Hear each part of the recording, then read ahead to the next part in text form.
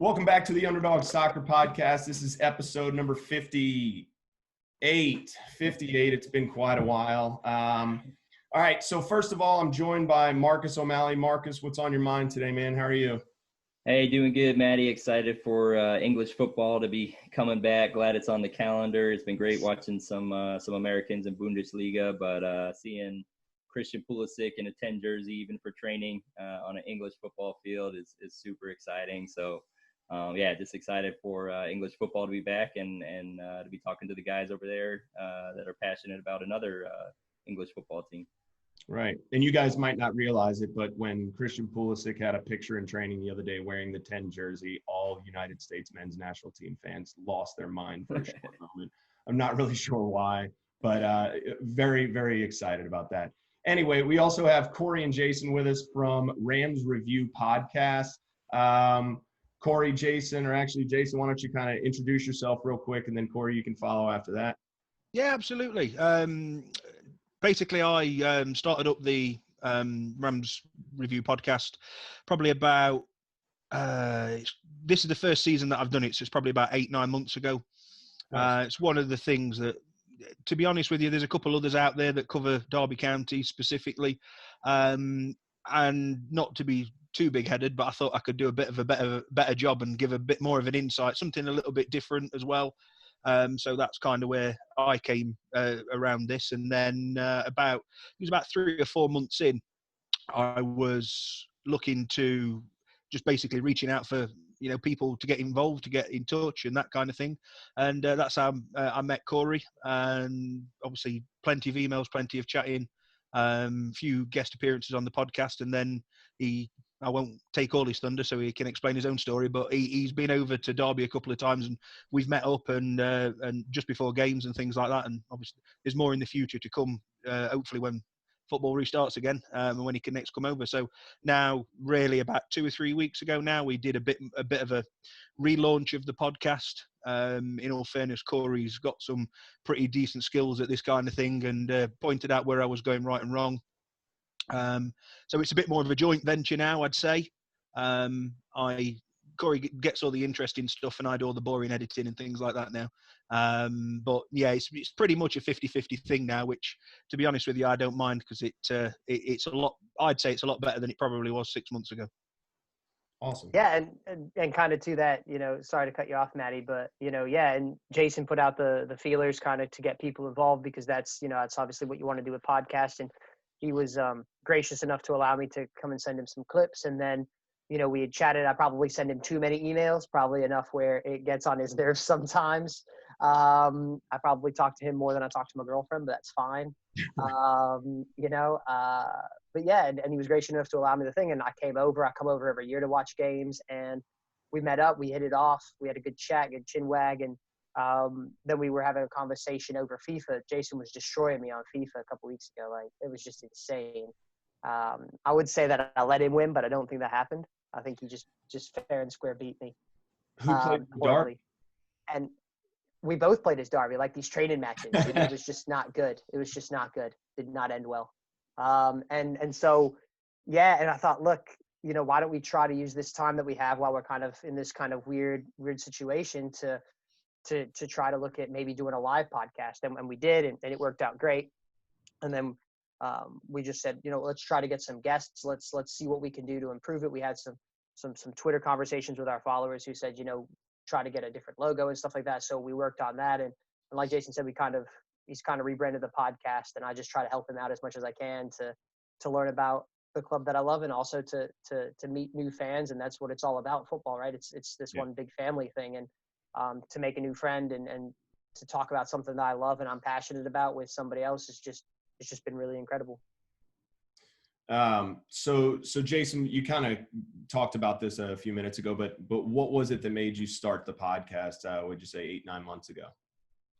Yeah, I think obviously, certainly in this country, over the last probably 12-18 months, I'd say, podcasts are becoming a bit more of a daily routine now. It used to be reading the newspaper over here for the sports page, or online blogging and things like that. It's not really my cup of tea, to be honest.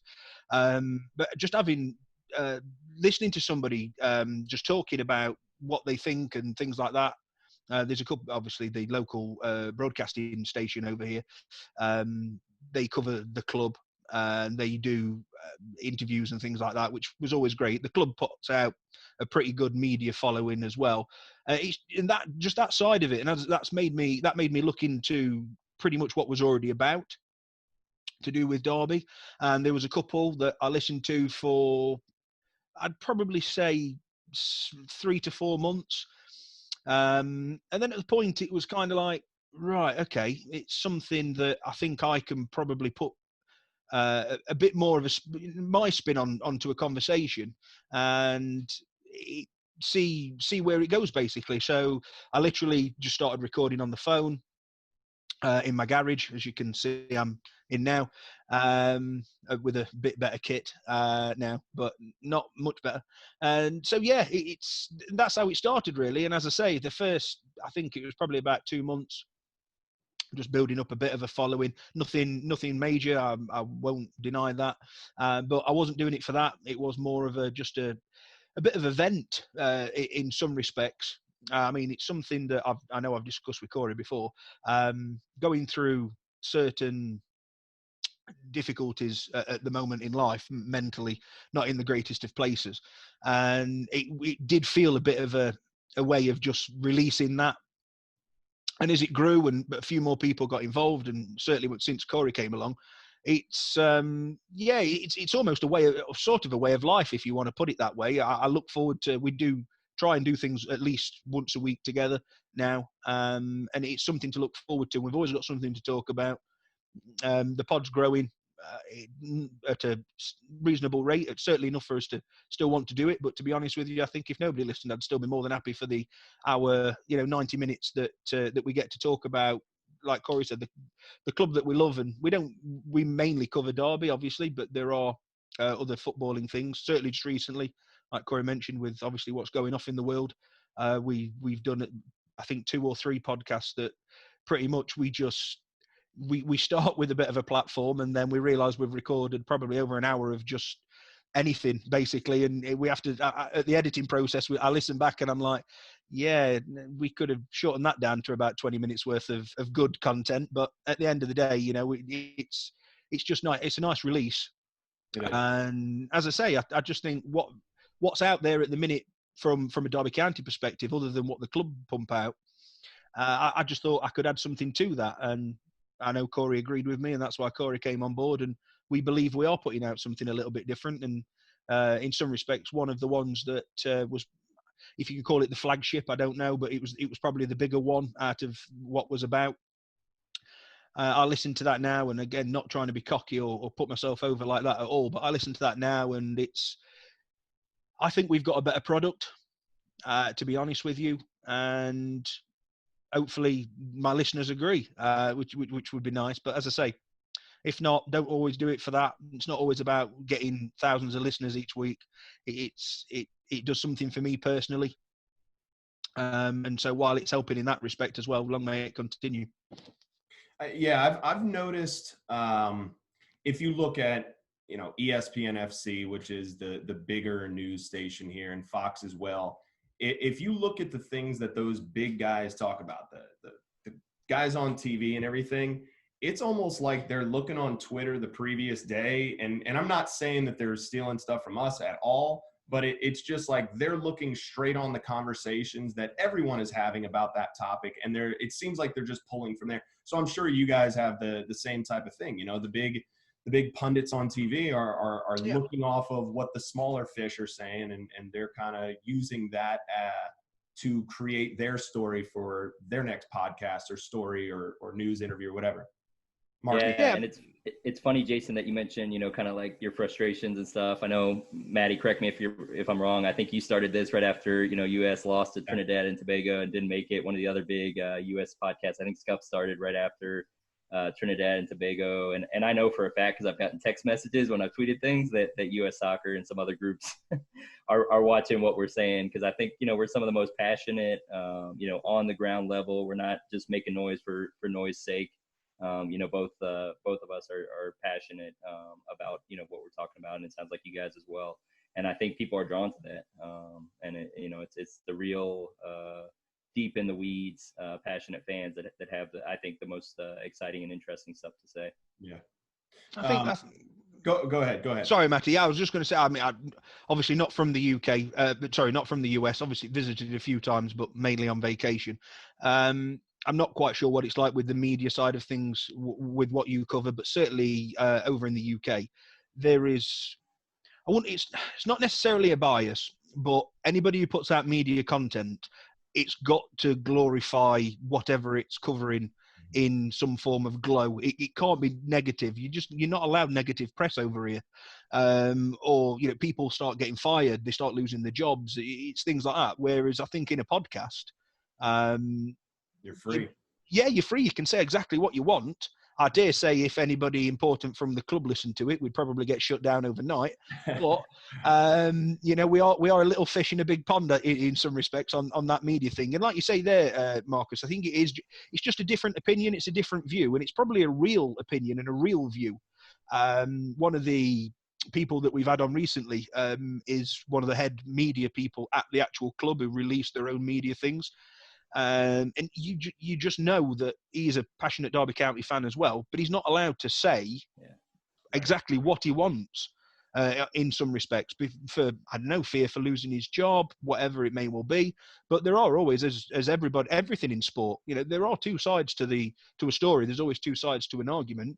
If I think something's good, you might not. So I think being able to lay a platform where you can express both sides of that, and which that is always what we try and do. Again, I think it's beneficial for the game and for people who wanting to listen to get an opinion that, like you say, Matt, is not necessarily already rewritten for them, and it the words are just changed and it's put out in a bigger publication. Yeah. So you were talking earlier about other teams that you guys support. So I guess besides Derby, Cory, I guess we'll hear from you first. What other teams do you support? Anybody in the EPL or national teams or what? Yeah, I think being a passionate fan is strictly for Derby. I think if you said to me, what's your favorite football team? And there's no question it's Derby County. And yeah, I follow other teams and I follow players and, I watch it at weekend and there's teams that you like because of the way that they play the football, whether it be Liverpool or Leicester when they were winning the title and everything like that. But I don't think, I'm not a passionate fan of another team in England other than Derby. I'll watch them and I can talk about them and I can look at it from an objective point of view. And I think sometimes, you watch a game and you get sucked into kind of what's going on. Mm-hmm. But, if you look at me on Twitter, there's only really one team that I'm following and that's Derby. Obviously there's a few Bundesliga teams in there for various different reasons, but it's Derby County for me. And obviously internationally, I would follow England probably more than America. But that's nothing against. That's just my heritage and how I kind of came about doing things. I wouldn't say no to following. You know what I mean? I obviously would like to learn and get more involved with the American men's team and everything like that. But I think that those would probably be the two big ones for me. Mm-hmm. What about you, Jason? Any other teams you support? Again, a very similar. I have teams that I would look at for their results. Tottenham Hotspur being one of them. I'm not one of these people that follow the Chelsea, the Liverpool, the Man United, the Arsenal. Ever since a young boy, really. I don't know why. Derby's in my blood. It's run through my family for generations.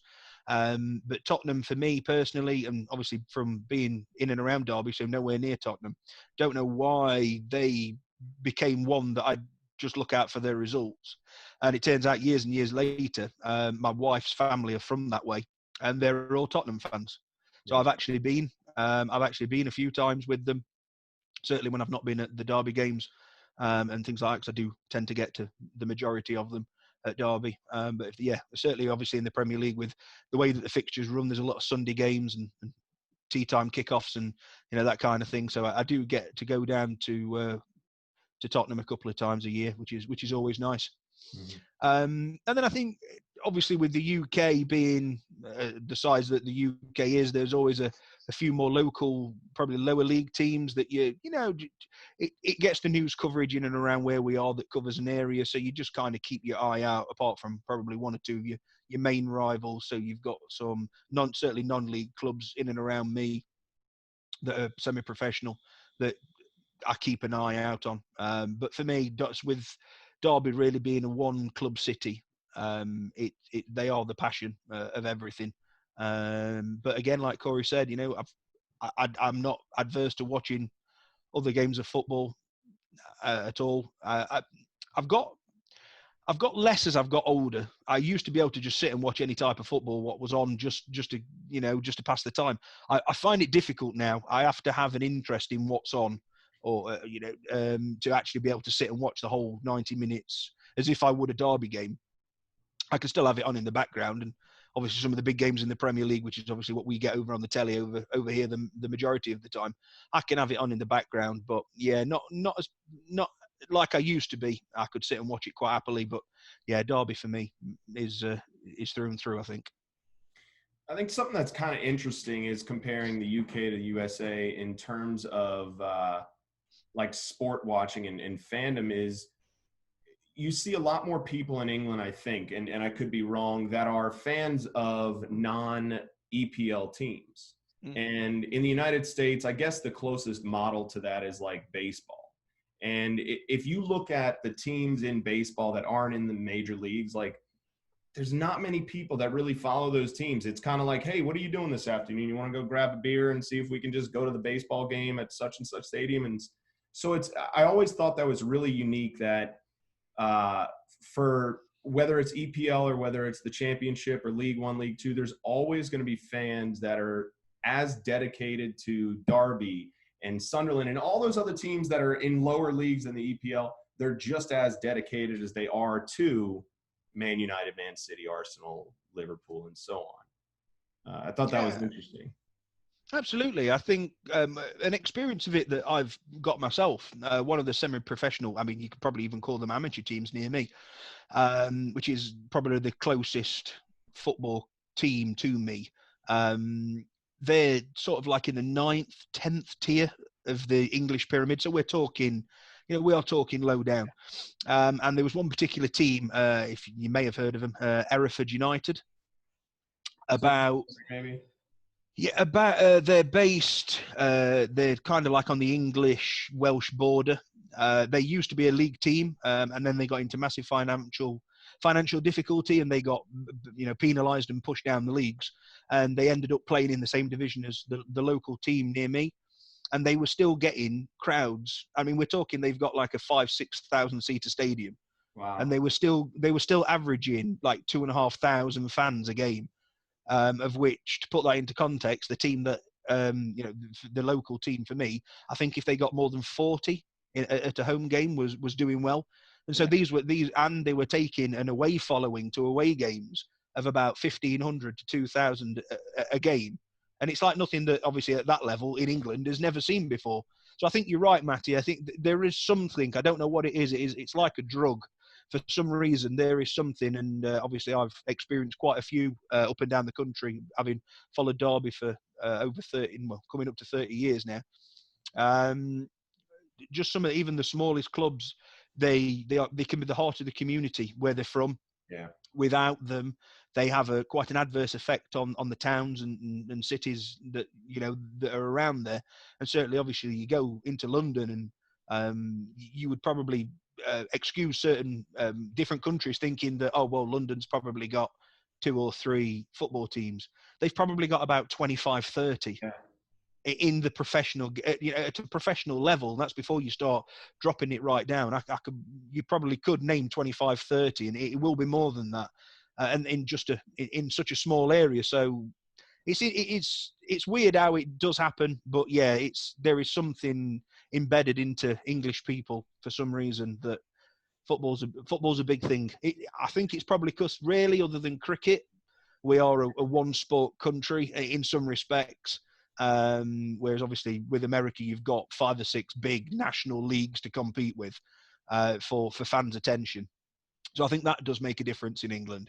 And just the way I think even from schools and grassroots, the way that football's promoted in schools rather than your golf or your rugby over in this country, rugby, cricket, that kind of thing. Football's still the number one sport taught to children and things like that. So it comes from a young age, I think, and that's probably the reason why it's gone on like that for generations.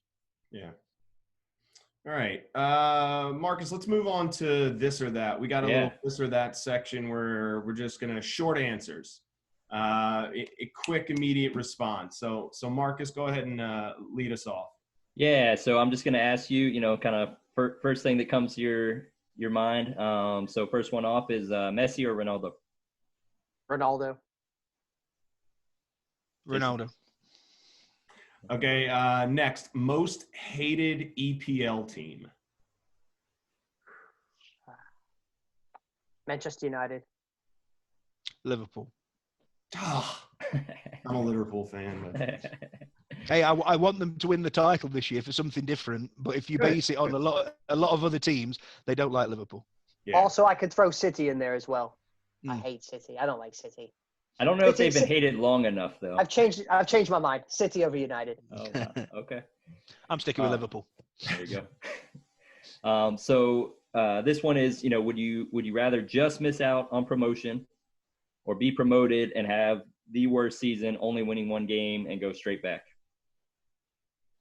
We've got quite a lot of experience of that. So I would actually say, from a fan's perspective, probably just miss out.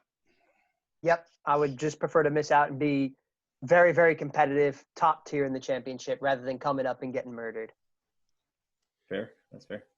Philip Cocu, right? Yeah. Yep. Keep him or can him? Keep him.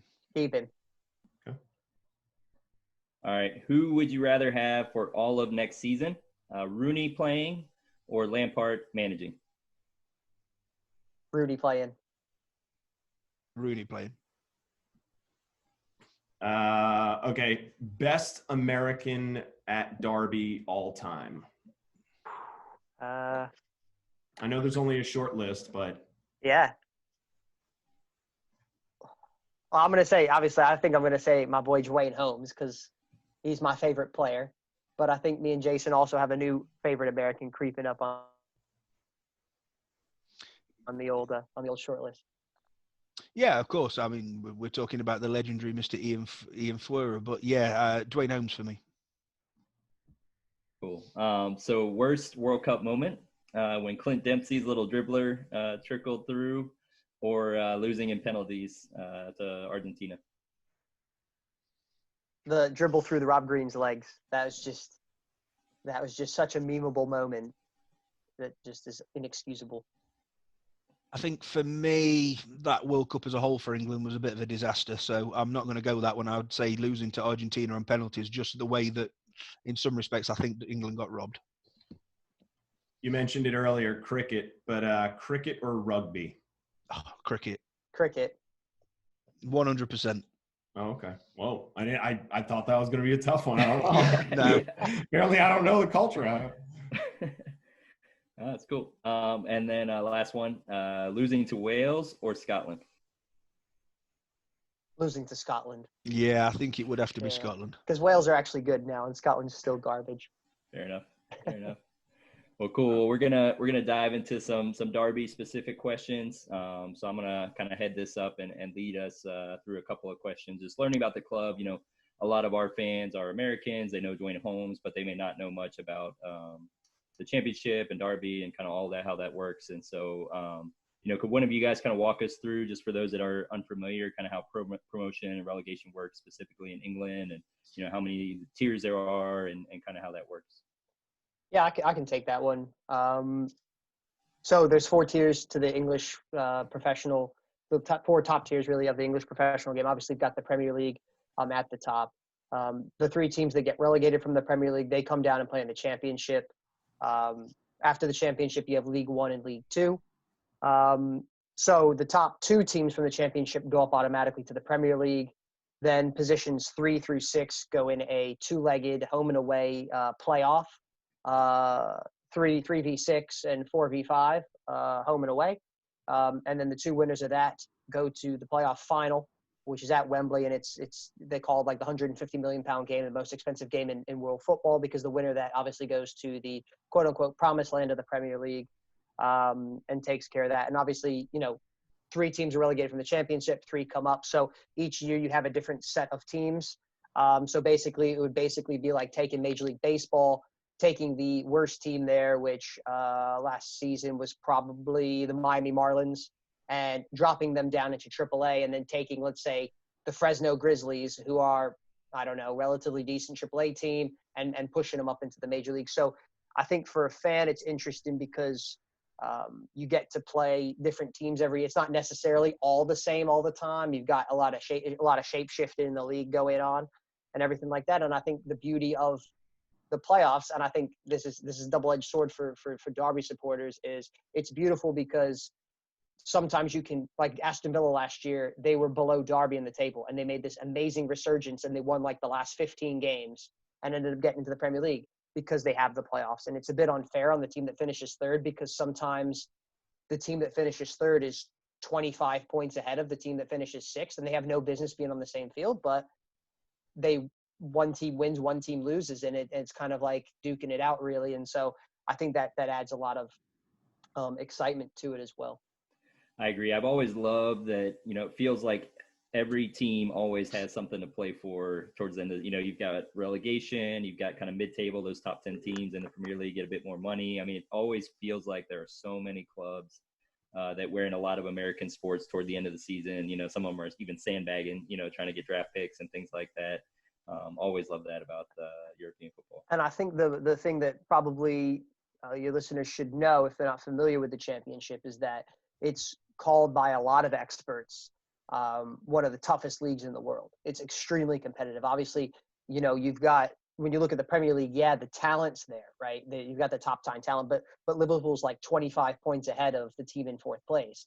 And so the gulf between the top teams and the bottom teams in the Premier League is so vast, right? You have 5 or 6 good teams, and then you have, a couple really average teams, and then you just have a bunch of teams that are trying to be the least worst, if that makes sense. Yeah. But the championship, I mean, really, when they say anybody can beat anybody, it's literally insane. I mean, Derby played a game against bottom of the league Charlton in London, and Charlton thrashed them 3-0 and played them off the pitch. And then you can go to you can play Leeds and wipe the floor with them. And so it's very rare in the championship to get a team that just completely runs away with it. I mean, Derby's been a top tier, wouldn't you say, Jason, a top tier championship team for probably 5-6 years now that we've been really competitive at the top end. Yeah. And we were playing some of the best football in 2014 and got to the playoff final. And QPR, who sneaked into the playoffs on the final day, beat us on a last minute winner, which still hurts, but that's the beauty of it. And it sucks for Derby fans, but it's such a competitive league. And I think that makes it so much more fun too, is literally when you go out at 3:00 on a Saturday, you don't know what's going to happen. And you could have whatever players you want. And some of the players who are in the Premier League would probably struggle in the championship because it's so intense and because of the competitiveness. And I think that's what makes it a much more exciting league as well.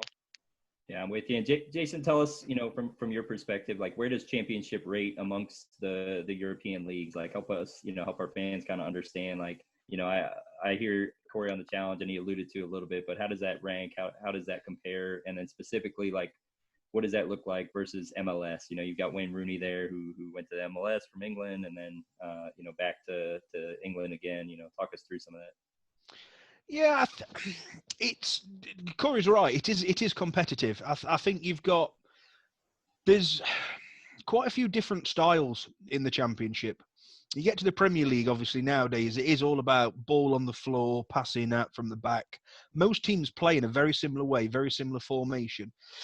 In the Championship, that can be very, very different. You will have 3 or 4 teams that try and play like that. It's quite a physical league, I would say. So sometimes that, if you come up against a team that's just going to run and kick you, you're going to struggle to get the ball down. So you have to be able to adapt your game to play a bit more long ball, a bit more route one, which again, there are teams that do that and get promoted by playing that. And have tried to adapt that into the EPL, but they've not managed it. In the end, I suppose in some respects, the cream rises to the top in that sort of thing. But it is very competitive. What I would say is certainly over the last few years, you've had a lot more influx of European players coming in and playing lower down the divisions, and all that's done is obviously is add to the add to it, add to the competitiveness of it. I mean, there's a couple that I can think of at the minute that are probably they've tried their hand in the Premier Division and they've not quite got the results that they would like. They drop down into our division and they're the best player on a week in, week out basis. So I think, when you look, certainly if you was to probably go, Spain, France, of course, their top leagues, they're strong. There's no doubt about that. I would like to see another FA's second division be as strong as the one that we've got in England. And I think that's just because, there are a lot, again, there are a lot of footballing teams. I mean, you look down in the Championship, you can go down as far as League One, some even lower. I know of a couple of teams that probably 10, 15 years ago were in the Premier League. They're now out of business, or they're in the semi-professional leagues now. It is a cutthroat. It's one of those. But at the minute, you've got, like you mentioned earlier, Matty, you've got Sunderland who are playing in the third tier of English football. They were right up there in the Premier League not so long ago. Obviously, Leeds have dropped down there. It's Champions League semi-finalists 15, 20 years ago. They've dropped down into the third tier of English football.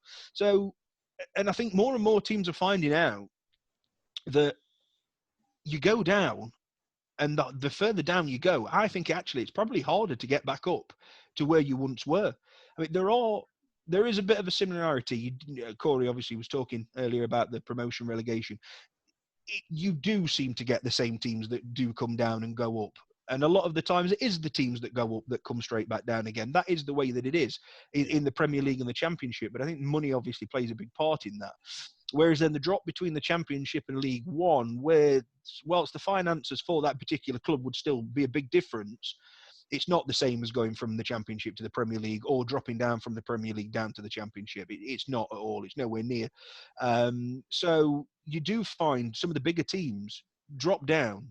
They can't keep hold of the players that they've got because they can't afford to pay them. And they have to practically rebrand the whole team.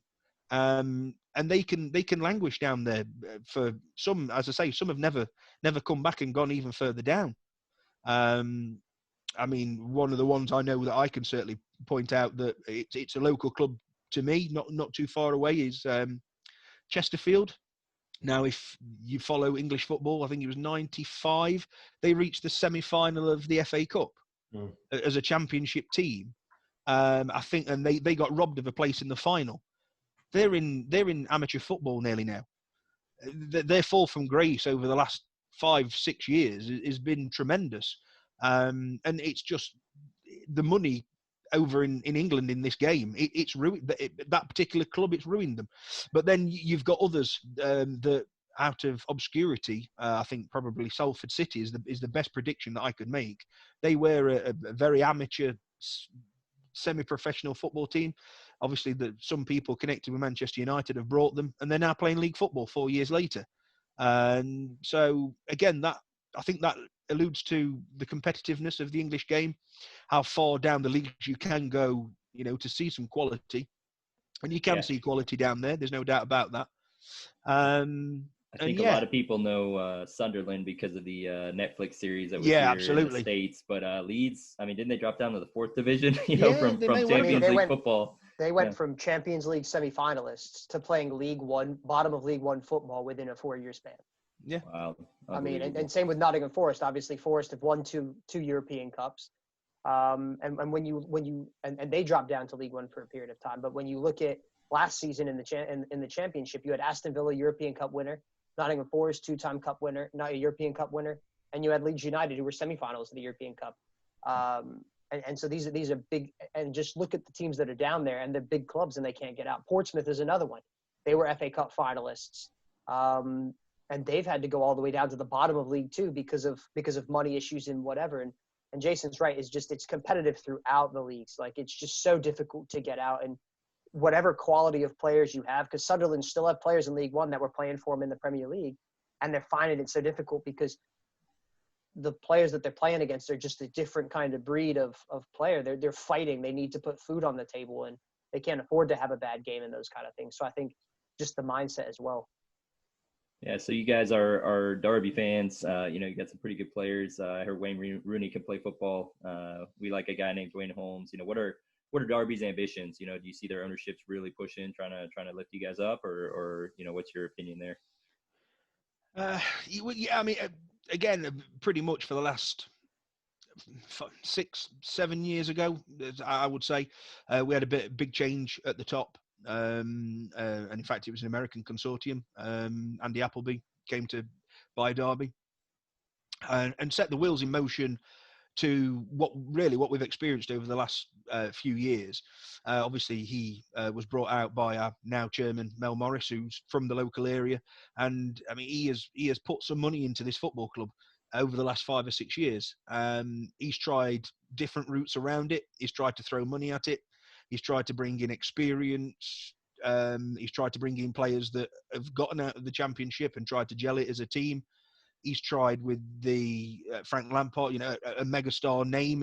Okay, not as a manager, but obviously as a player. And you've got to bring some level of quality with you in that. So he's tried that route. He's gone for the unknown. He's tried the experienced. He's now trying Wayne Rooney along with obviously Philip Cocu, who in his own right is probably a Dutch legend. And obviously Rooney coming in was, some say, a masterstroke. I think people who know the club, it's something that Mel Morris does. There's always something every year that the man does.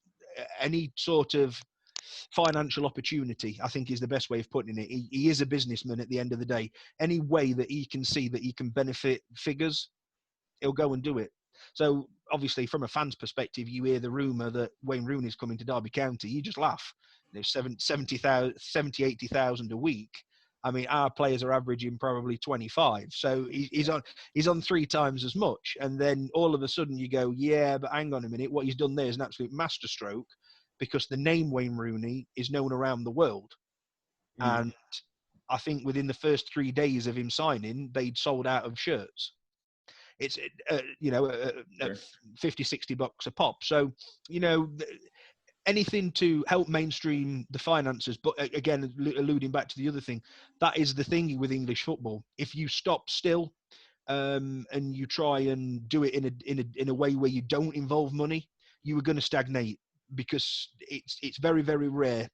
I think probably Sheffield United, you could say, over the last 18 months, of obviously one of those teams that haven't spent a lot. They've managed to get into the Premier League, and this season they've made a bit of a name for themselves. Can't argue that at all. Next season we'll have to wait and see what they can do. Obviously the money that being in the Premier League brings helps, but where they came from wasn't great, I must admit. Not being too far away from Sheffield in Derby, then you do have people that know about that club. So they've probably done it that particular way that I would say is the hardest. But I'd say for the majority, it is, you're getting to the point now, certainly in our division, where, 5-6 years ago, 20-30 million pound players were only for the Premier League and the elite in Europe. Teams in the Championship are paying 15-20 million pounds for players now. And obviously, we've discussed this on a previous podcast of our own, me and Cory. It's ruining the game. It really is ruining it. It's not helping. It's not helping at all. And that's why I say it's the same teams going up, the same teams coming down. But that's because they're getting such a bonus in payments. And it's very difficult for a team to compete unless you have got somebody like Derby had, who threw 100, 150 million. You could probably say more than that, that our chairman threw at it. And in the end, ultimately, unfortunately, failed. And so now, 4 or 5 years down the line, he is trying to go down the cost-cutting route. Because it's just not sustainable. But of course, trying to stay competitive with that is very difficult. And it's not just Derby in that boat. The other, like we said earlier, how competitive it is. You could say 16, 18 teams out of the 24 have got a realistic chance of thinking they could at least make the playoffs. So, and that's how competitive, again, that league is. So, yeah. How about as far as the league goes? Who's the best player? I mean, you mentioned a couple guys. Who's the name that nobody's talking about from the championship? I think when you look, one of the players that I've certainly liked over the last 3 or 4 years is Pablo Hernandez at Leeds. Okay. Obviously coming over from Valencia, I think it was. And that probably answers one of your earlier questions, Marcus. What kind of players are coming over to the Championship? Yeah. Pablo Hernandez from Valencia, who was well respected in Spain, comes over to the Championship. And even though he's in the peak of his career, I think he's probably 35, 36 now, he has been one of the standouts in our division. I'd say Mitrovic at Fulham. Again, he's one of the ones who's gone up, tried to make a name for himself in the Premier League. It's not really worked out for him, but he's a surefire in the Championship. He's always top of the goal scoring charts when he's in this division. Yeah, he did well for Newcastle, yeah. Yeah, they're the two that jump out for me, to be perfectly honest with you. There will be others, but they're the two that jump out for me. I think the one that jumps out for me is Ollie Watkins at Brentford. It's funny because Derby could have had him. He was in the building. He was getting his medical taken, and Derby didn't want to pay the £1.8 million to Grimsby for him. They thought that was too much. So we signed a lad named Abdul Kamara instead. And a guy named Nick Blackman ended up costing $4.5 million for both of them, and they were just not very good at all. But I think Ollie Watkins would provide Derby with, not just Derby. I think they would provide any team. He's a forward. He started out as a left or right winger, but he can play across the entire front three. He's now the main forward at Brentford, and I think he is one of the top up there with Mitrovic in top of the goal scoring charts. And Brentford are not stupid in the scouting. If you look at who Brentford sell, Neil Maupay is a perfect example. He was a nobody from like the second tier French football. He was a monster for him for a couple seasons, and they sold him to Brighton for $25 million. And for some reason, Derby can never seem to have that kind of scouting system. It's a real famous thing. It's a bit of a side note, but it's a real famous story around the club is that they once paid a scout, a player's mother, to scout for them as part of his deal. They paid her, and then they paid another scouting system to go and look in France for a couple players. And the scout came back with 2 names. And he said, these guys are surefire for Derby County. And it was Kylian Mbappe and Ousmane Dembele. And they were like, hey, these guys can play. It's like, well, obviously these guys can play. Would you just look at FIFA? Like, it's very clear that these guys can play. And I think that's part of it. And I wish Derby could have more players like an Ollie Watkins that you kind of sell low and buy low and sell high. But like to Jason was saying, obviously the Championship's under this strange restrictions called financial fair play, which is a completely different podcast episode in and of itself. So we're happy to come back and talk about that. But as a Newcastle, I'm a Newcastle guy, so I'm keeping a keen eye on that. You can only spend Saudi money coming in. Yeah, you can only spend what you earn in the Championship, and so and Derby's pumped a lot of money, and like Jason said, I think Matt Morris has pumped in over $100 million of his own money. He invented Candy Crush, right? So buy more Candy Crush, and you're helping Derby. But he's done some really strange things. He sold the stadium to himself to make money and found these loopholes because they've chopped and changed managers. They've bought big money players. They've bought no money players. They've tried all these different things, and fair play to the guy for trying all these tactics to get up. But I think now you're seeing Derby kind of not reaping the benefits of it because we're having to go through a cost-cutting measure. And one of the owner's ambitions is obviously to play in the Premier League, but he also wants 50% of the playing staff or 50% of the playing squad being from the youth academy because he's invested a lot of money in that. So rightly so, he wants to see the fruits of his labor, but you get those overtones and then he goes out and signs Wayne Rooney. So it's a double-edged sword. Sometimes you don't know how to take it. So now we're going to switch kind of lanes a bit, and we're going to talk more specifically about Derby County player Duane Holmes. He's an American. I feel like a lot of our fans and listeners will know who Duane Holmes is, hopefully. He's been called in only twice. I think last time was over a year ago. I don't think he's been called in under Greg Berhalter. So it's been a while. So first question is, what are his best attributes as a 10? And actually answer this as well. If you think he's better suited as a different position besides a 10, then, throw that in there now as well.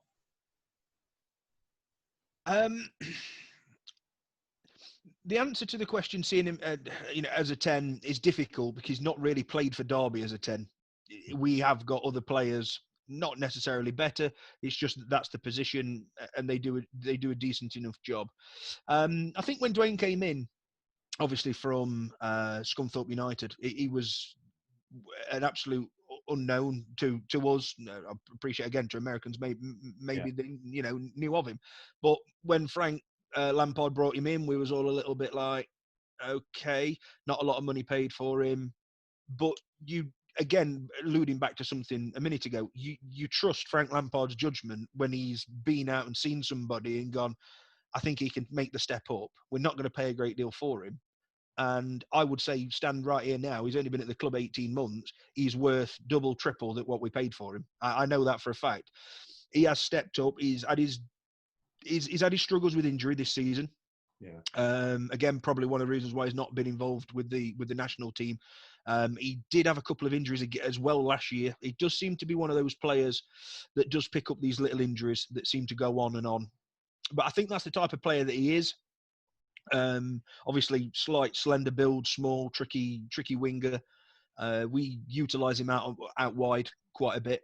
Before Wayne Rooney came in, he pretty much played in the centre of the park. He's got an eye for a pass. He can make runs. His link-up play is pretty good. Matty, that makes him a 10, and I would agree with you on that. We did try him in that system once or twice with mixed results. The one thing that I would say that I think he needs to add to his game a little bit more is goal threat. I think if he can add goal threat, then he takes that next step up from being a comfortable championship player to being one of the stars of the division, because he has got pretty much everything else in his locker. He's got the age on his side. For somebody of his build, he's pretty feisty. He can put a foot. He knows how to put a tackle in, and that's something that you want. He's got pace. He's pretty clever. He's pretty smart. You can see that he's got a quality, and I must admit, something that I've not done. I'd be quite interested to go back and watch some of his games at Scunthorpe just to see if he had the same, or if it's something extra, obviously, that he's developed since he's been at Derby. Because if he was playing like that in League One, I'm surprised nobody else picked him up, to be perfectly honest with you. I think, obviously, you do play with better players, you do train with better coaches, you are going to get better. There's no doubt about that. But he must have had something raw there, and it'd be interesting. I might have to go back and watch some of those. But yeah, so funnily enough, me and Cory was talking about this the other day. We do use him predominantly as a winger. Because it's a position that we don't have a great deal of quality, and he's one of those players that you notice when he's not in the side, but you can't necessarily play him in his preferred position, because you are pushing the likes of Tom Lawrence, Wayne Rooney out of the side, and that's no disrespect to Duane. He's going to struggle to get in above those two in that particular position, so he has to adapt, and we know he will, and he will always give his all. I personally think he's a little bit lost out wide, but he does offer certain things, and you would look at his makeup as a player and you would say, yeah, he should be able to play that position very, very comfortably. And sometimes he does and sometimes he doesn't. I think one of the things certainly we saw last year from him, he was a hell of a lot better at home than he was away. For whatever reason that may well be.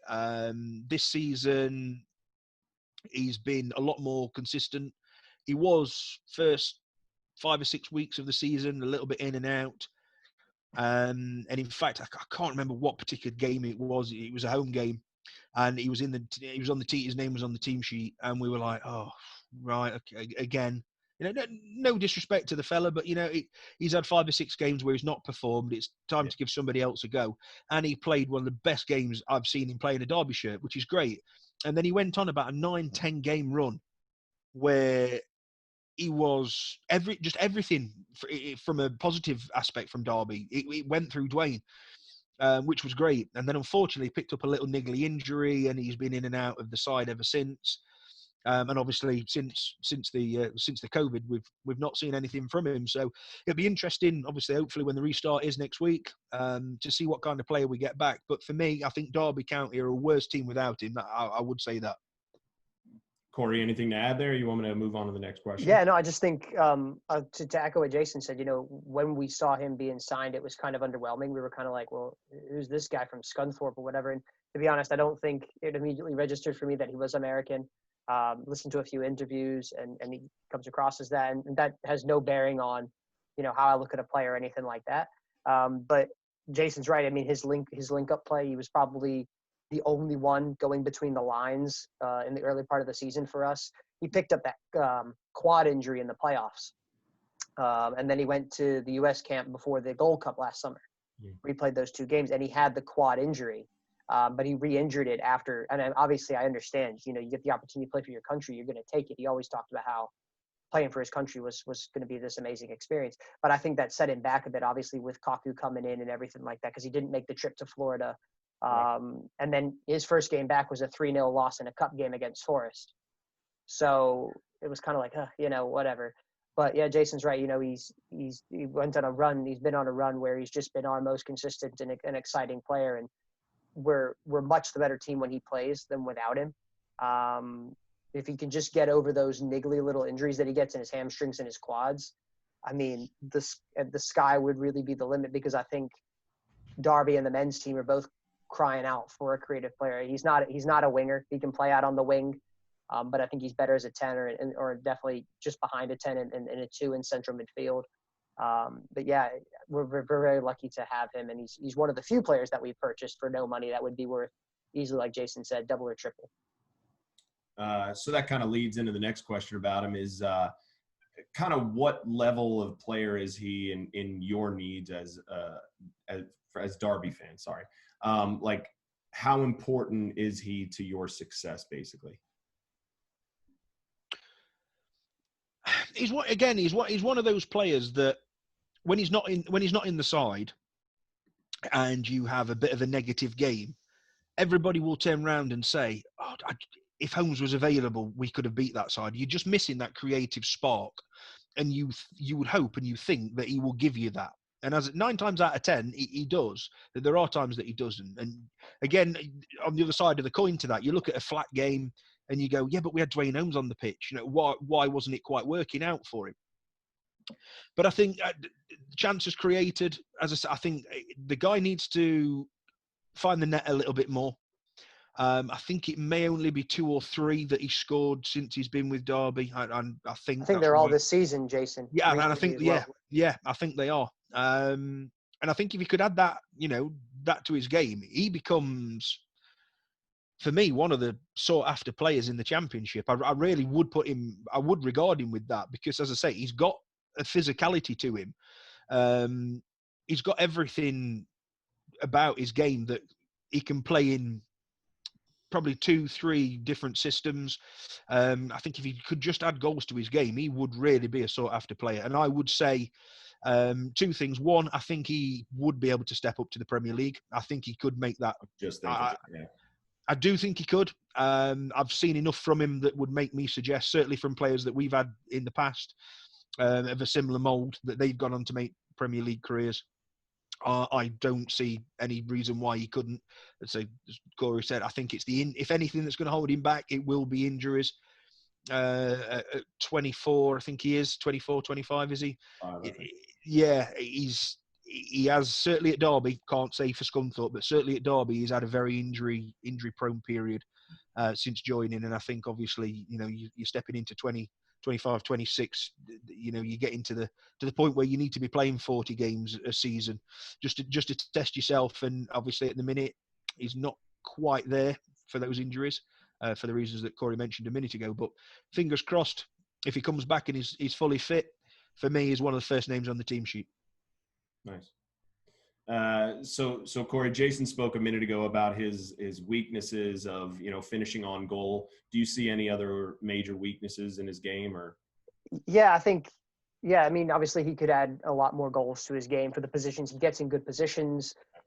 He's got great vision, and he links play up really well. So it would definitely be great to see him to get, more goals. And we don't necessarily need him to score 25, 30 goals a season, but if he could chip in with, I think, like Jason said, he's got 2 or 3 in his Derby career, 2 or 3 this season, something like that. But if he could get 10 goals a season, I think would be really good for him. He showed glimpses of it. You know, he's got a rocket shot on him. And I think this is not what you're talking about, but the other positive thing for him is he's a small and diminutive guy, but he won't stand up. He won't get out of a challenge. He'll put a meaty tackle in, and he'll stand up and he'll defend himself, which is fantastic. You don't want to see smaller players get intimidated. And I think the big thing is definitely the injuries. I think if Holmes could stay injury free, if he could stay and he could play not necessarily 90 minutes, but he could play 75, 80 minutes over the course of a 38, 42 game season, and add a few more goals to his thing, I think he would be a massive, like Jason said, one of the most sought after players in the division.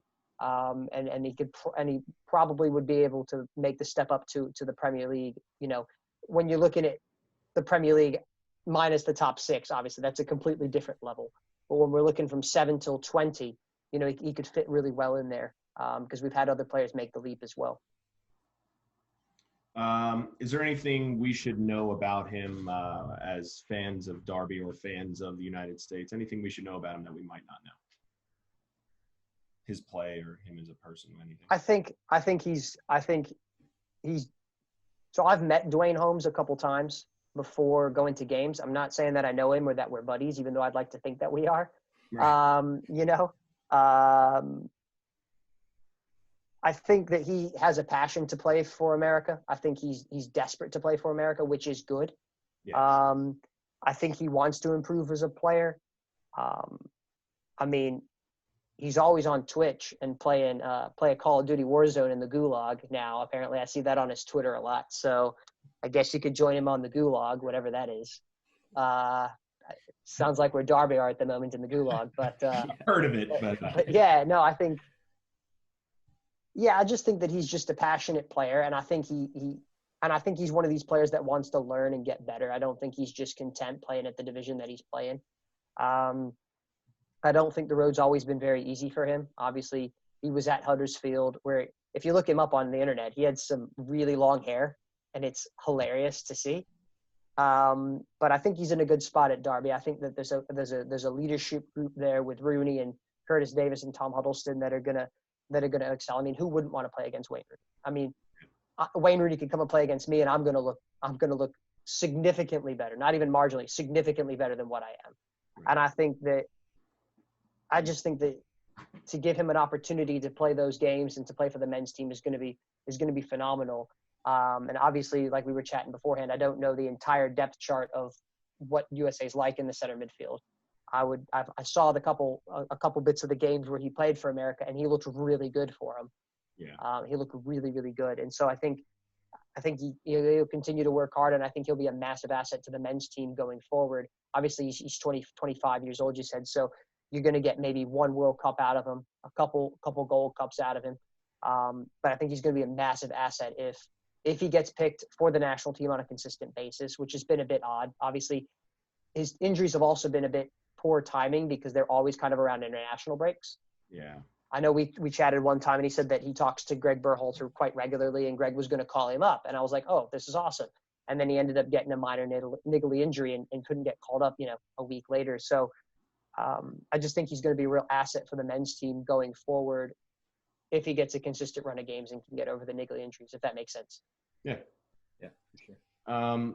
Last thing we had a couple more questions left, but I think we forgot to say this earlier. So tell us about Derby the rest of the season. I believe they're in 12th. And what do you have, like 9-10 games left? So what are their chances of making it up to that 6th spot to get into the playoff? Yeah, you're quite right. Sat in 12th at this moment in time, 9 games to go. Just before the end, we were on quite a. I mean, in all fairness, since January, since Rooney came in, Derby's performances have improved. Now, some people will put that down to him entirely. I necessarily wouldn't, because I do go to majority of games. I've seen the influence that he's had. Now, obviously, you guys would have seen him in the MLS. This is no negative, but he may well stand out in the MLS a little bit. He doesn't stand out as much in the Championship, in my opinion. But you can see the quality that he brings. There's no two ways about that. There is a quality that he brings on and off the pitch, probably more off so with our youngsters, which is obviously a better benefit to us. But on the pitch, have I expected a little bit more from him? That's a difficult one for a 35-year-old coming in to a division that he's not played in before. Mm-hmm. With, again, as we say, with the competition as good as it is in the Championship. I think Derby are a little bit too inconsistent. The only positive I can say is we did have 3 or 4 players out injured at the time of the COVID outbreak. Rooney was one of them. He had missed the last game. Obviously, Duane was out. There's a couple of others who, if they're back fit 100%, which as far as I'm aware that they are, ready for the restart June 20th, whenever it is, that could well be the key. I think also looking at Derby's fixtures for the last 9 games, certainly some of the away trips, they were to what I would class in England as intimidating places to go, with the crowds, the hostileness of the crowds. Well, not playing behind closed doors now is 11v11 on the same square of grass. Okay. So quite what that is going to have an effect, not just on Derby. I think this is, to be honest with you, Matty, I think all 24 teams, it's a free shoot for me. Any side, how teams are going to come out of this. You could see the top 2 who have dominated the league really this season. You could see them maybe fall away. They are quite a few points ahead, but you could certainly see the other teams catching them up and giving them a bit of a scare towards the end. So it's going to be interesting. In all fairness, I mean, obviously, as an optimistic Derby fan, I would say I think it's 4 points off the playoffs. It's not a great deal to catch up. No. They do have some tricky fixtures, but as I say, just at the right time, we're getting players back, and the difference in crowds not being there. But that can be a negative as well, of course. We're playing at home without our own crowd as well, which has been the majority of the points this season, because Derby's away record this season has been awful. I think they've only won 2 or 3 away from home all season. We did go about 6 months without winning. After that, we won the first game of the season away. And after that, I think we picked up 3 draws in like 19 games or something like that away from home. So not great. So anything on that side of things that could help us. And, we I suppose in some respects, we sit here and go, well, out of those 19 games that we didn't pick up away wins, we're only 4 points off a couple of those. And Derby would have been challenging for the title this year with it. I will openly admit a team that I don't think is good enough to challenge for the title. So nothing would surprise me, is the honest answer. Nothing would surprise me. I think anything in the top half, I think you would, with everything that's gone on off and on the field behind closed doors at Derby this season, I would say top half, new manager again this season. It's got to be a positive progress. In the I don't know if you guys have watched much Bundesliga the past 3-4 weeks, but I'm pretty sure the away teams have won more games than the home teams have. Yeah, right. Yeah, I have watched bits and pieces, but I've not followed it greatly. Yeah, I think that to Jason's point is that it would be very Derby to get promoted with no fans there. That would be like the most Derby thing ever, to be honest. And I think optimistically it'd be great. I think we can snatch in the playoffs, especially with the way we're playing. But like they say, the season's a marathon, not a sprint. Well, now it's a sprint. There's an 8-game sample size here, and I think the margin for error. When we were making a run with these games, I always kept saying, Jason, I think we can only lose one more. We can only lose one more. If we lose one more, we're done. And then the other teams don't ever want to seem like they want to latch onto that playoff place. So I think the margin for error is 1 game. But then again, that could change because other teams don't show up or you don't know how they're going to look like. But I would just anticipate Derby to kind of blood in some new youngsters. We have 3 under-23s now that are training with us that haven't made debuts yet. So I would just expect them to do that and build for next season. And that would be it, really. But I think it would be great to see him do it and be very Derby. But, the margin for error is very slim. Yeah. I think you're right, Cory. At that one point there, it would be very Derby. We have been a team who, over the last 4 or 5 years, have been at the higher end of even of the playoffs, pretty much. So for us to just slip in under the radar last game or two of the season, and quite rightly, no fans in front of us because we do seem to not like the pressure so much.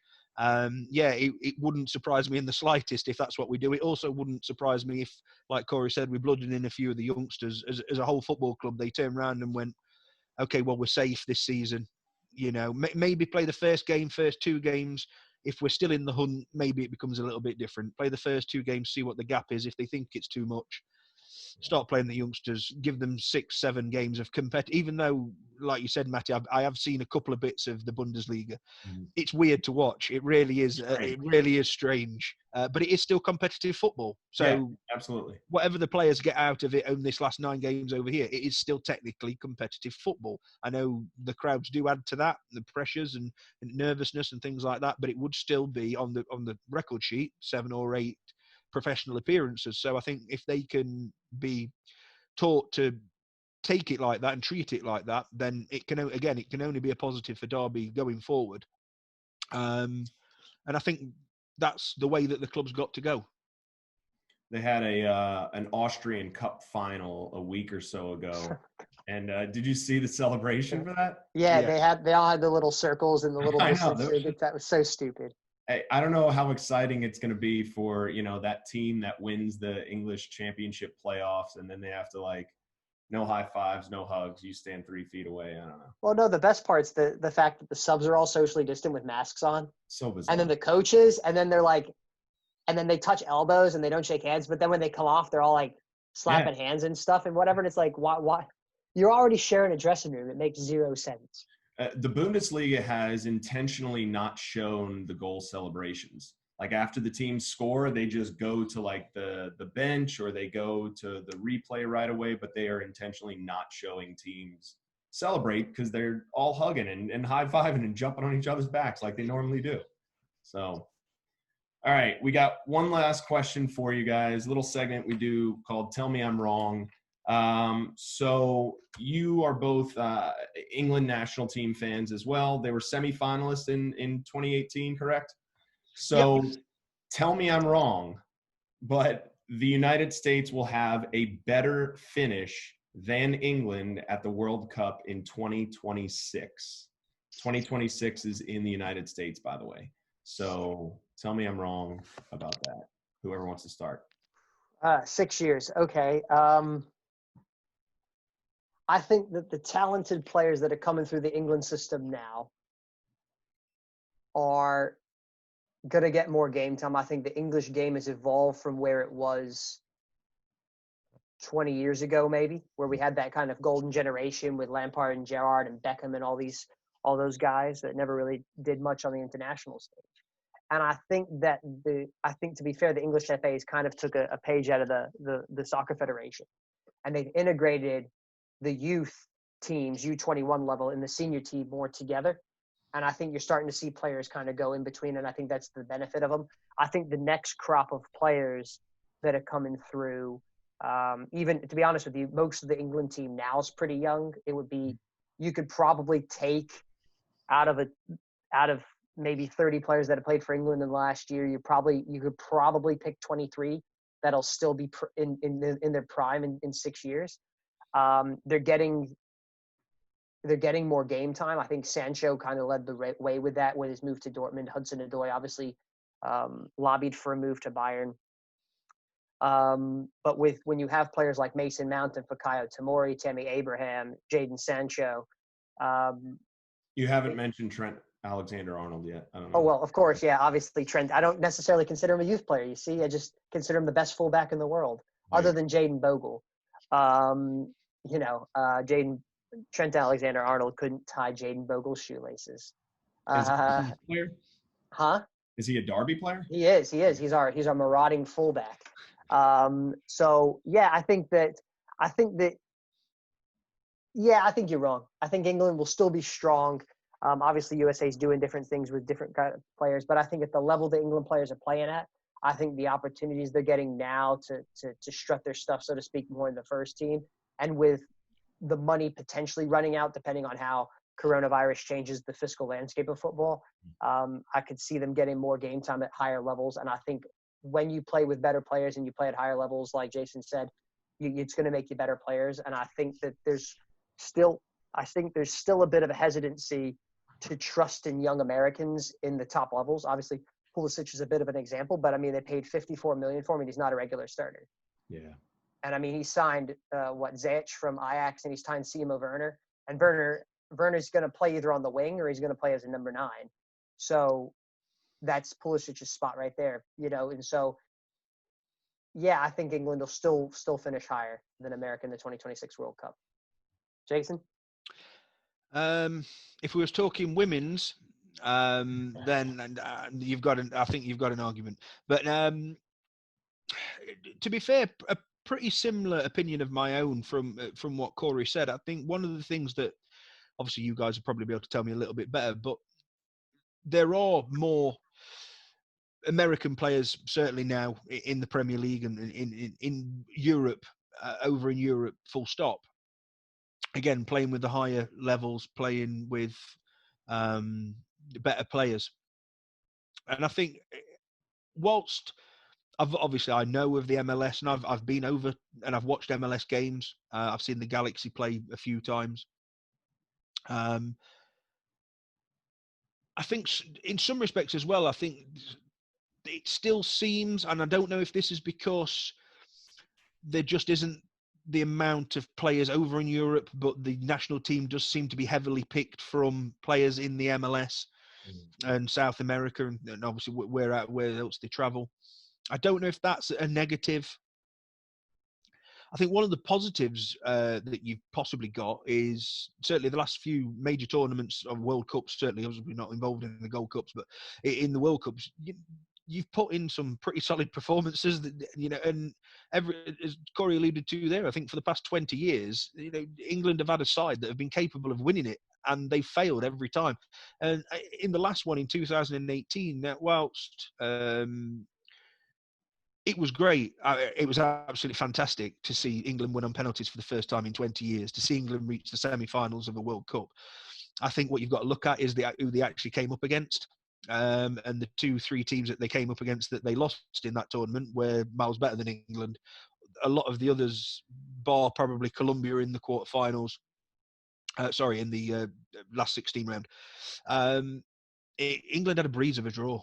And to get all the way through to the semi-finals with the likes of no Italy, no Netherlands at the World Cup, I think that probably highlighted more than anything else, because I wouldn't put England as a top 4 world side, because they're not. As Cory said, they have got a lot of youth, but they've got a lot of youth. It used to be your Manchester United players, your Arsenal players, your Liverpool players, your Chelsea players. They were the players that played for England. You have now got, just before the World Cup in 2018, there was on about taking Scott Carson, who was at Derby at the time, as third choice goalkeeper. So, you know, there are plenty now of lower Premier League sides, if you can call it that players get the England call up. So there's a nice path now. But of course, the players who are at the top echelons of the English game, who are playing in Europe week in, week out, you know, they are coming up against these players. And let's face it, the best teams in the world, Germany, Spain, France, they play for a lot of them play for clubs in their own country. Right. So, you know, and they are playing at that level. And I think to get to that, you know, that needs to happen. And obviously, as Cory alluded to there, Pulisic at Chelsea, I thought, in all fairness, he was probably one of the biggest American. He is, I know, one of the biggest American players. And when he came over, I mean, I'd heard nothing but good things about him. And for whatever reason, he's just not worked for him at Chelsea, which I think's a shame. If he'll stay and fight out his place or not, you know, who knows? Like Cory said, with the people that they're looking to bring in, but I think a little bit more exposure. I think it's coming. 2026. Will that come too soon? Anything's possible in your own country, is what I would say. Yeah. And obviously, one of the things that you do have is obviously playing out in your humidity. You're used to it. Yeah. I think that World Cup will certainly benefit yourselves and South American teams rather than a team from Europe, in all fairness. But obviously, the last time a World Cup was out somewhere, I think a European side won it. So, but I know England didn't do very well in it. So yeah, Brazil was Germany won in Brazil, right? Yeah, And Spain 2010 down in South Africa. Yeah. So it can be done. Right. It certainly can be done. But yeah, at this moment in time, just the development, I still think England will do slightly better. But I think it's close, and it's getting closer. I would agree with you, Jason. And I think the one other thing I could add, Matty and Marcus, is just generally not talking about the 2026 question, but I think in the last 30 years in my lifetime, I think that the U.S. Federation and the U.S. team as a whole has made more progress than the English game. If you look at it as a whole over a 30-year period, and this is a conversation for a whole nother podcast. Like we can do another whole other hour on this. I mean, I think is what, but even when you look at the '94 World Cup, or even since the Korea-Japan World Cup, I still think that U.S. has gone the way the national teams progressed. I mean, I think they come from nothing in 2002. They were nobodies. You know, you had John O'Brien and like nothing, Eddie Pope, and I mean Eddie Pope's like a legend. I love Eddie Pope. Oh yeah. But he's still down the road from you, by the way. He is. He's in Loudoun County, yeah. I'll have to hang out with him. But I think that the American game's made a significant amount of progress. And for me, obviously I've spoke about, you know, how I kind of view football and things like that. But as a somewhat American fan of the national team, it puts me a lot of pride that they've made this progress. And I also would say that, to Jason's point about the climate and how it's going to go out in 2026, the travel, we're used to that. The Americans are used to that travel. We're used to the humidity. But I also think it suits American soccer better to be an underdog. And that's why I wanted to say that, because it's the Underdog Soccer Podcast. But it suits American players to be more of an underdog than it does for them to be a blue chip player, a top 4 or 5 team. And I think, you know, like we talked about, when they came to a top 4 team, that's kind of when a little bit of the rot started and the downward trend. But while we were the underdogs and we were nipping at people's heels and these unfancied Americans, it was unfashionable. We didn't have great kits. We had no-name players. And obviously that's changed because football's changed a lot. But I think the underdog aspect of the American team is something that's always going to propel them on. And I think that holds a much better stead for America than it does a lot of other teams, is being that underdog. I think one thing that's kind of changed things in the past, 5 years maybe, is that the youth coaches, the U17, the U20 youth coaches, Tab Ramos being one of them, is like they're pushing those young guys to test their talents in Europe. They're the ones that are kind of being honest, saying, okay, if you want to be a world-class player, you kind of need to test yourself in England and Germany and these other countries in Europe. And so, there is a massive number. I'm sure we have, if you look at our 17 to 20-year-olds, 16 to 20-year-olds, we have more of them playing in Europe right now than we ever had before. And I think that's just, it's setting us up for 2026. I'm not one of those people that legitimately thinks that the U.S. is going to win the World Cup in 2026. I just think it being at home with 6 more years of growth and those younger guys becoming more mature, seasoned players in their mid-20s, I think it's going to be their best team that they've ever seen. I agree. And I mean, you look at Bundesliga, we talked about them earlier. They're switching to ESPN because Fox didn't do a good enough job marketing in the U.S. Like there is a desire for the Premier League. Some of these top clubs are coming over. They want that American interest. And I think as the game becomes more and more popular, and I think it's one of the most popular games at least played in the U.S. right now in that sort of, critical youth age group. I think as the game continues to get more and more popular, and as you mentioned, Christian Pulisic, and there's rumblings of like Weston McKennie and some others that have done well in Germany potentially coming over as we continue to climb. It's going to take time, but I think I agree with you. I think Cory said that as well. The last 20 years, like we've made a ton of progress from being a cute, fun underdog to cheer for to being a team that a lot of clubs didn't look forward to. The 2009 beating Spain in the Confederations Cup, and just have had a couple of victories that I think have at least made us kind of move into that next tier of outsider to not being a fun game to play against. Yeah. And I think to that, obviously again, this is a conversation for a whole other podcast, but Oh, yeah. it's good to see that the young players are starting to get games now, because I do think that the college system holds players back, because they're playing at George Mason University at 22, whereas Raheem Sterling at 22 in England had 25 England caps. Jadon Sancho, he's 19, so he's got like 5, 10, 15 England caps, something like that. And these players are not getting the exposure. And to kind of plug a podcast that we've recently done that we're going to release on July 4th, because that's going to be our kind of week of American chat. We did speak with an American goalkeeper, Ian Foyer, and a former American goalkeeper who was a coach of the Galaxy, played for Derby a couple times. So we have a conversation with him coming up, and he kind of discusses the growth of the MLS game. So definitely that might be of interest to you listeners, and we'll definitely let you guys know when that's out. And to that point, he also talked about how people were telling him, go home, American, go home and play baseball and whatever. And I do think that, like I said, I did say that, teams don't necessarily trust Americans at the top level. They seem to in Germany a lot more, but not necessarily in England. But I think having Americans play now is more normal. I remember as a kid, we had Joe Max Moore play for Everton. And I just realized that Joe Max Moore was not very good for Everton. But I thought that this guy was a beast because he was playing for Everton. And I played with him on FIFA 02. And I was just like, it's Joe Max Moore. It's an American. It was one of those kind of, wow, this is kind of a cool, little neat thing that happens, on the kind of the token American kind of thing. But I think it's becoming more normal. And I think once it becomes more normal, then they'll put more trust. And then the next levels kick on from there. That's a good point there, yeah. Marcus, anything else, man? No, this was great, guys. Thanks for joining us. It was fun getting some insight specifically from Derby. I know we're all excited and hoping Duane Holmes will be part of the team for this next cycle. And appreciate the time.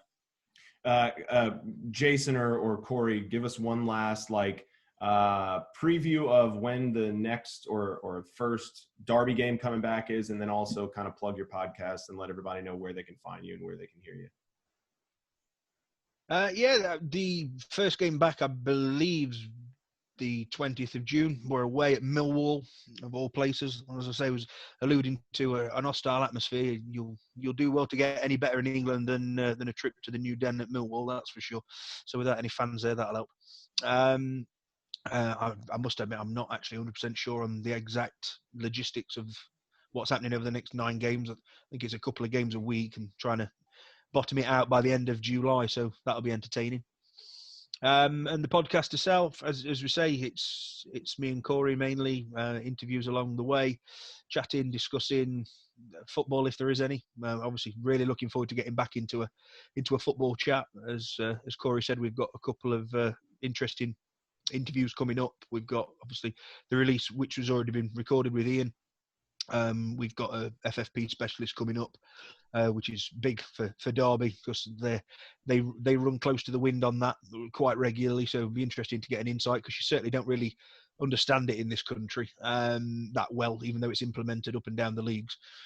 So we've got that coming up, as you said, being more of an American chat covering not just Duane Holmes but past Derby County players that unfortunately failed to make the grade in some respects. And hopefully coming up, we're speaking to another podcast in this country that's based on Millwall.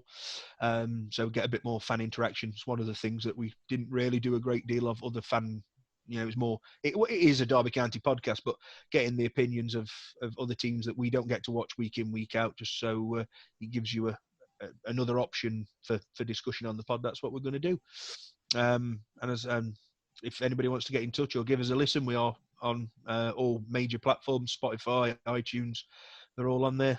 Twitter, we're at RamsReview1. Facebook is Rams Review Podcast. I've got email of ramsreview@hotmail.com.